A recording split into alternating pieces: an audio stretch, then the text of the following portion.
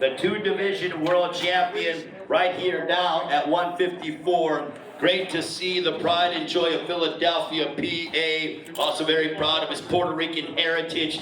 Led to the ring by his father, the esteemed trainer, Angel Garcia. Please welcome the victorious Danny Swift Garcia, ladies and gentlemen. Yes! Danny, give me your thoughts on your victory. I know that welcome back to the ring for the first time in 19 months, but what does this win mean to you? What was it like being here at Barclays Center? This building was buzzing again, a lot of electricity. The fans came out to support you. What does tonight mean to you with your victory over Jose Benavidez Jr.? Oh man, it means the world to me, to be honest. You know, I was out the ring for, like you said, a year and a half. And like I said in the post-press conference, you know, I went through a lot of mental stuff. And it just I felt like I needed to fight again, to be myself again. You know, I'm a fighter, it's what I love to do. Like one day I was in the mall. I was in the mall with my friend, and we were going down the escalator, whatever it's called, escalator. Yeah. So we're going down that, and I told him, look, I used to dream about fighting in front of millions of people and for millions of dollars, and now I don't want to do it no more. And I was like, there's people who wish they can do that. And that's when I realized I was like, I can't take my talent for granted, and I'm coming back to the ring and do what I do best. And that's kind of what motivated me. What do you say? The Danny Garcia show's back in town? Yes, sir. The Danny Garcia show's back, and I felt good. You know, a lot of people were questioning me because I was off for, you know, a year and a half. They thought I wasn't coming back. You know, the loss was Spence, and it was like a dull performance. But I knew that it was because I wasn't there mentally. And I know if I'm there mentally and physically, that I know no one could beat me, and because I proved that before. Many times, even when people thought I wasn't going to win, I knew that Danny Garcia, who believes in himself 100%, no one could beat him no matter who doubts him. And I know that's the guy I am now. I had to go through all that mental stuff to find myself and re-energize myself, and I'm back. You have questions for the two-division champion, Danny Swift Garcia. We have, make sure to go ahead and grab the microphone. If you have questions, by all means.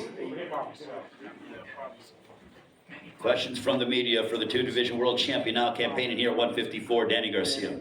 Matt Breen from the Philadelphia Inquirer. Just 19 months and your ring walk, like, did you take a moment to say, like, you know, wow, I'm back, this is really happening, you had your daughter with you walking in there, just what was that moment like? That was a good article you wrote too, in Philly. A lot of people asked me if I was okay. But that was a great article. It felt great. It felt great to be back, like to do what I love. I was a little nervous, I ain't gonna lie. I had my days where I felt like, yo, I've been out the ring for a little bit, you know, am I still gonna be the same? But I knew the way I was sparring and the way I was working out in the gym, that I was physically ready. I just had to be mentally ready. And it felt great just walking out that tunnel, seeing my pictures on the wall in the Barclays Center and all my fans cheering for me. So it's definitely motivating. Jared Schwartz, the New York Post. Danny, it looked like he was taunting you at some points later in the fight, and even earlier in the fight. Was it almost hard to stay focused or look past all that, all those antics from Benavidez? Yeah, he was like, stop running, you little bitch. But I was like, it's all good, you know. But I got him back in the 12th round, you see that, right? So what goes around comes around. I just saved the best for last. Anybody else? Saquon Jones with the Boxing Voice.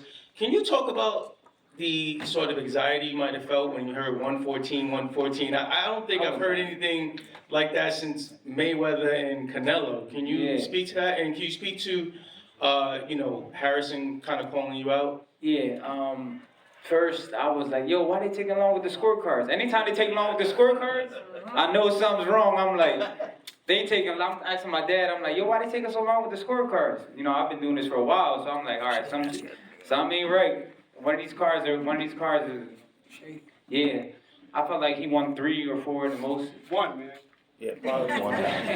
Round up. I gave him a couple of rounds, I felt like I let him win, but other than that, I felt like I dominated the fight. I felt like the 117 card was the best card.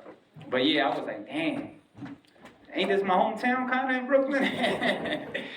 And you know, as far as Harrison, like I said, I'll fight anybody, but it just gotta make sense for me at this point. You know what I'm saying? Like, I want big. I'm not saying he's not a big name because he was a champion, and he's proven himself against. But like I said, I want to fight Keith Thurman again. I think that'll be big. And even Lara, because he has a WBA middleweight belt, he said he'll fight me at a catchweight. So those fights interest me.